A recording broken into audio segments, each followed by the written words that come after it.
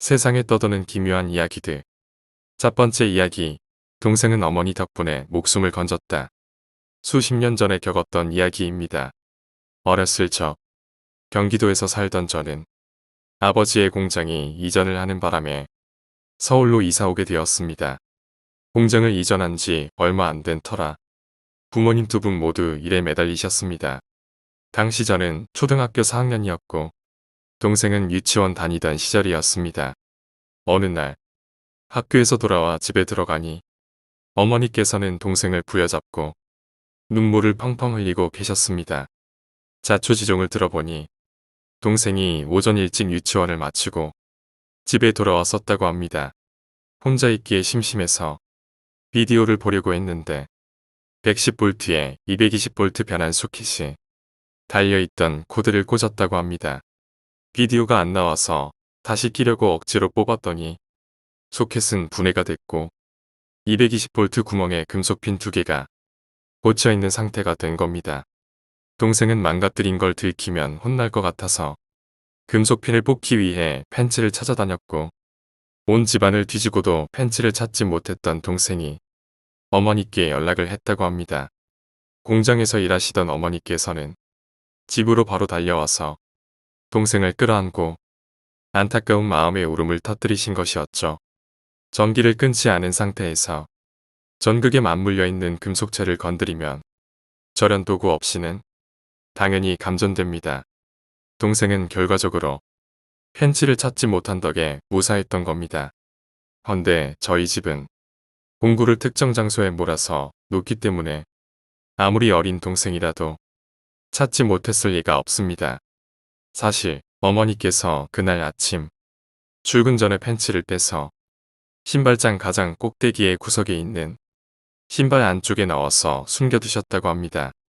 출근 전 문 앞에서 나가려는데 아무 이유 없이 펜치를 숨겨야겠다는 생각이 드셨다는 겁니다. 그래서 공구함을 열어 펜치를 꺼낸 뒤 어린 저희의 손이 닿지 않는 신발장 깊은 곳에 숨겼다고 하시더군요.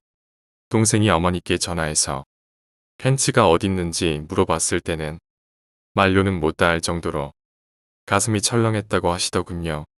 수십 년이 가까이 지난 지금도 그 이야기를 어머니께 물어보면 그땐 그냥 그랬다고 하십니다. 두 번째 이야기. 일본의 소름 끼치는 나무. 5년 전의 이야기이다. 비와는 전에 다니던 회사에서 만났다.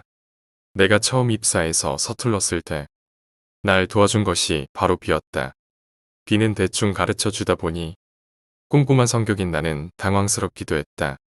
하지만 동갑인데다가 고향도 같아서 금세 친해지게 되었다. 나와 비는 매일같이 술을 마시곤 했다. 두 사람 모두 자동차를 좋아해서 이야기는 끊이질 않았다. 하지만 입사하고 반년 정도 지날 무렵 갑자기 비가 달라지기 시작했다. 여전히 사이는 좋았지만 술을 마시러 가는 횟수가 분명히 줄어들고 있었다. 나는 아마도 처음이라서 어색한 내게 신경을 써준 것이라고 생각했다. 하지만 3개월 정도 지나자 우리 사이에 대화마저 줄어들기 시작했다. 내가 말을 거는 경우는 많았지만 비는 내게 말을 걸지 않는다. 그나마도 일에 관련된 사무적인 내용뿐이었다. 내가 무슨 잘못이라도 한 것일까? 나는 다른 동료들에게 상담을 했지만 모두들 한결같이 비가 달라진 것은 없다는 말뿐이었다. 전에는 밝은 성격이었고 매일 저녁 술도 같이 마셨다고 해도 어째서인지 다들 석연치 않은 표정을 지을 뿐이었다. 이해할 수 없었지만 생각할 시간도 없었다. 갑자기 비가 무단 결근하기 시작해서 일주일 동안 출근을 하지 않았던 것이다. 나도 그렇고 상사도 몇 번이고 연락했지만 그때마다 헛수고였다. 긴급 연락처에 적혀있던 비에 친가에도 연락이 닿지 않았다. 걱정이 된 나는 비의 집 주소를 상사에게 물어 직접 찾아가기로 했다. 매우 낡은 목조 아파트. 주변은 황폐해져서 잡초가 무성했다. 비의 방은 2층 가장 안쪽이었다. 녹슨 계단을 올라가 통로를 나아가자 확실히 비의 이름이 새겨진 문패가 걸려있다. 문 앞에는 신문이 산더미처럼 쌓여있다. 지난 사이긴 했지만 비의 집에 오는 것은 처음이었다. 나는 초인종을 눌렀다. 반응이 없다. 집이 없는 것일까?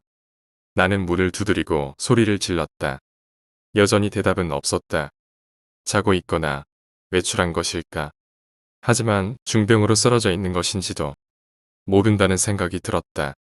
나는 살그머니 문고리를 돌렸다. 문은 열려 있었다. 끼익거리는 큰 소리를 내며 문이 열렸다. 현관은 어째서인지 흙투성이었다. 안쪽까지 계속 흙이 떨어져 있었다.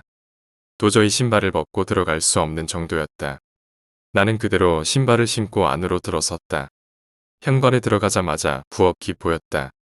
세면대에는 평범하게 물이 채워져 있고 작은 벌레의 시체가 몇 개 떠올라 있다. 어째서인지 식기류는 보이지 않는다. 나는 비를 찾아 다른 곳으로 눈을 돌렸다. 그러자 안쪽 방의 문이 조금 열려 있는 것이 보였다. 문 틈새로는 아무것도 보이지 않았다. 기분 나쁜 분위기가 감돈다.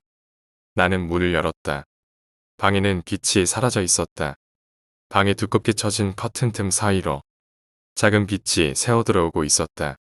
아무것도 없는 방이다. TV도, 테이블도, 가구나 가전제품은 하나도 없었다. 하지만 방 한 구석에 매우 큰 시커먼 그림자가 보였다. 그것은 무려 2미터가 넘는 거대한 썩은 나무였다. 그것은 작은 방에 맞지 않아 천장을 조금 뚫었을 정도의 크기였다. 전체가 검게 변색되어 있고 습기에 흠뻑 젖어 있는 것 같았다. 아래쪽에는 곰팡이인지 이끼인지 모를 기묘한 식물이 다다미에 자라있다. 곳곳에는 검붉은 옷감 같은 것이 감겨있고 그 위에 본 적 없는 글자로 무엇인가 적혀있다. 이 썩은 나무도 이상하지만 도대체 왜 이게 비의 방에 있는 것일까? 자세히 보니 나무의 좌우에는 자연석인가 싶은 축구공 모양의 돌이 재단에 재주 좋게 쌓여 있다. 허리 높이의 재단의 위에는 초가 흩어져 있다. 그 외에도 절에서 쓸 법한 물건이 여기저기 흩어져 있었지만 용도나 이름은 알 수 없었다. 나는 방에 불을 켜기 위해 스위치를 눌렀다. 하지만 불은 전혀 켜지지 않았다. 갑자기 얼굴에 무엇인가 떨어진다. 손으로 치우면서 알았다. 어두워서 잘 보이지 않지만 곳곳에 바퀴벌레가 있는 것 같았다. 기분 나쁜 거대한 썩은 나무와 의식을 치른 것 같은 흔적. 도대체 비에게 무슨 일이 일어난 것인가? 비가 걱정됐지만 솔직히 나는 빨리 도망치고 싶었다. 아마 비는 이곳에 없을 것이다. 나가면서 목욕탕과 화장실을 살펴보고 아파트에서 나가자. 그리고 경찰에 연락하면 될 거야. 그렇게 생각하면서 나는 방을 나가려고 했다. 그런데 그때 와직하는 소리가 들려왔다. 나무다. 썩은 나무에서 소리가 난다. 이제 더는 싫다. 이런 곳에서 도망치고 싶다. 하지만 나는 본심과 반대로 소리가 나는 곳을 확인해 보기로 했다. 분명히 벌레일 것이다. 그랬으면 좋겠다. 나는 썩은 나무에 가까이 가서 나무를 응시했다. 자세히 보니 곳곳에 큰 못이 박혀 있다. 기분 나쁘다고 생각하며 썩은 나무의 표면을 훑어보고 있을 때였다. 나는 놀라 소리를 질렀다. 눈이다. 나무 가죽 틈새에서 무엇인가가 나를 보고 있었다. 눈은 멍하게 떠져서 나를 가만히 응시하고 있었다. 나는 반사적으로 뒤로 물러나다가 엉덩 방아를 찍고 말았다. 썩은 나무 안쪽에서 기분 나쁜 손이 나온다. 분명 인간이다. 이 썩은 나무 안에는 인간이 들어가 있었던 것이다. 안이 비어서 그 안에 인간이 들어가 있었던 것이다. 그리고 계속 보고 있던 것이다. 썩은 나무의 가죽이 차례로 벗겨져 나가고 어두운 방 안에서도 그 모습이 보이게 되었다. 거기에 있던 것은 비였다. 머리카락은 거의 빠져 있었고 피부는 보라색으로 변해 있었다. 턱을 쩍 벌려서 침이 질질 흐르고 있었다. 검은 지네 같은 모습의 벌레가 아무것도 입지 않은 비의 몸에 붙어 있었다. 너무나도 무서운 모습이었지만 보자마자 비라는 것을 알 수 있었다. 무서워서 말도 나오지 않았다. 비의 몸에서는 군데군데 피가 흐르고 있었다. 나무에 박혀있던 못 때문일까. 충혈된 눈은 엄청난 속도로 가로세로를 미친 듯 움직이고 있었다. 침을 마구 흩뿌리며 휘청휘청 내게로 걸어온다. 온몸이 덜덜 떨려서 힘이 들어가지 않는다. 나는 넘어진 채로 비를 바라볼 수밖에 없었다. 이제 비는 눈앞까지 다가왔다. 두려워하는 나를 두고 비는 갑작스레 토를 하기 시작했다. 녹색에 끈적거리는 액체 투성이의 기묘한 물체가 내 발밑에 토해졌다. 지금까지 본 적도 없는 것이었다. 아니, 알고는 있지만 차라리 모르고 싶은 것이었다. 그것은 인간이었다. 작은 인간이었다. 아니, 인간의 형태를 하고 있는 무언가였다. 그것은 무표정하게 멍하니 나를 응시하고 있다. 비는 스스로 토해낸 그 물체를 잠시 바라보고 있었다. 그리고 천천히 나를 보며 만족스러운 표정으로 씩 웃었다. 비와 시선이 마주친 순간 공포로 미칠 것만 같았다. 어쩌면 나는 이미 미쳐 있었는지도 모른다. 그것은 비의 탓이 아니었다. 물론 비도 굉장히 무서웠다. 하지만 그때 보았던 것이다. 비보다 훨씬 무서운 것을 비 등 뒤에 보이는 썩은 나무의 틈에서 비와 같은 모습을 한 것들이 기어나오고 있었다. 생존 본능이었을까? 생각조차 되지 않는 머릿속에서 도망쳐야 한다는 강한 충동이 나를 이끌었다. 나는 단숨에 방을 뛰쳐나와 현관으로 달렸다. 밖으로 나가는 순간 나는 무의식적으로 뒤를 돌아보았다. 그때 봤던 광경은 기가 비와 같은 모습을 한 것들에게 워구워구 먹히는 광경이었다. 비는 아까 내게 지었던 만족스러운 표정인 채였다. 정신을 차렸을 때 나는 병원의 침대에 누워 있었다. 길가에서 기절한 것을 옮겨왔다는 것이었다.